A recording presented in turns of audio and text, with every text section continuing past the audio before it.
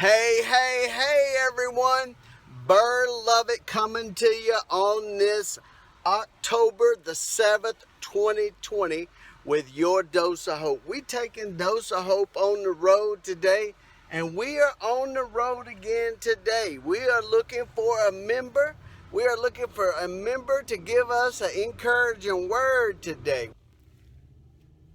Guys, we rolling, and we just about found somebody, man. We just about there. Look at here, looky. I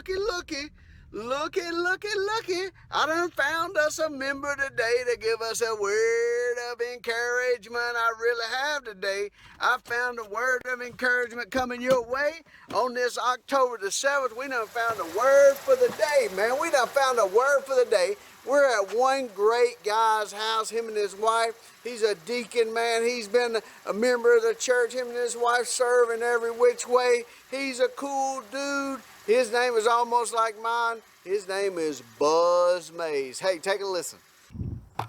Good afternoon. You know, this is something that I volunteered to do, and now I'm wondering why I did. Today I'm going to talk about planting a seed. You know, faith is like a little seed. If it's planted, it will grow.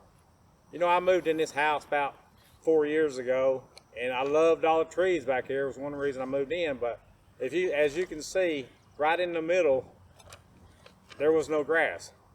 So I took it upon myself and cut down 12 trees. Now, you know, I'm taking my faith. I took faith and planted seed. Now I'm just trusting God to do what He can do, just to make it grow, because I know it's all about His business on making it grow. Our lives are like me planting these trees. We are called to plant seeds of the gospel into the hearts of other people. Mark 16:15 says, He said to them, "Go into all the world and preach the gospel to all creations." You know, we are sent into a lost and dying world to tell people about what Jesus has done for us. You know, you don't have to be a preacher or a missionary to do this, because I hear people say, you know, I can't do it. But if you've been saved, you got a testimony. If you've been saved by the grace of God, you got a story to tell. And John 9:25 says, He replied, "Whether he is a sinner or not, I don't know. One thing I know, I was blind, but now I see." Now, if that don't get your blood flowing, nothing will. You know, and when we share the gospel with other people, we don't have no control on what they're going to do. It's just all we can do is pray to God that we say the things that God puts the words in our mouth to say what we're supposed to say to other people. You know, because there's a temptation that, you know, we're afraid we're going to mess up. And so, you know, we got to put our faith in God to tell us what to say. You know, and the best thing we can do is just plant the seed and water it when we get a chance. And then from then on, it's all about God doing His work in our hearts and lives. You know, if you're a witness for Jesus, keep sharing your story with others. If you're not planting seeds as you should be, I challenge you today to make a commitment to do what the Lord has called you to do. And, you know, my story, we've got a lot of new people at our church that has never heard my story. And I've been on church for many years, and a lot of you know that I served in the Marine Corps. And while I was driving back to California in the Marine Corps one time, I fell asleep behind the wheel.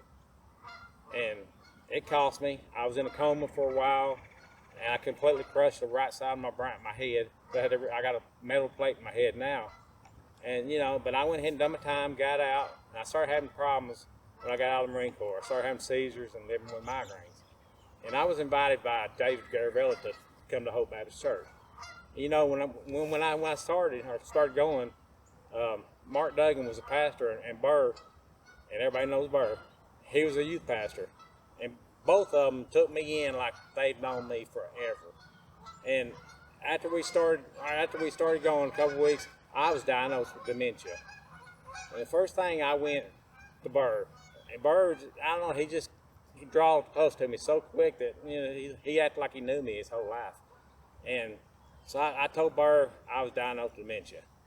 And we talked about it, and he told me, he said, you know, everything I've been through, and I'm still living, and now I just pray to God that when I was diagnosed, I just asked God. That's where I started really drawing close to Him, where I pulled away.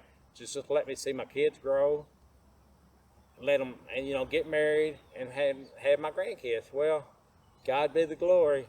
They're both married, and I got 2 awesome grandkids, one grandson and one granddaughter. And it just shows you that God is always with you, no matter what. Because I was told I was not probably, if I come out of the coma, that I wouldn't be right. Well, I mean, Bird don't think I'm right to some point, but other than that, I just ask you that when you go, you can be at work, you can be at home with family members, or just be in Walmart. You can tell when there's somebody that needs to hear your word. God will point you right to them. I can't tell you the times I went into Walmart and started doing my testimony to people. So I just ask you, next time you're around a bunch of people, just when God gives you that signal, don't hesitate. Tell them about your story. Thank you.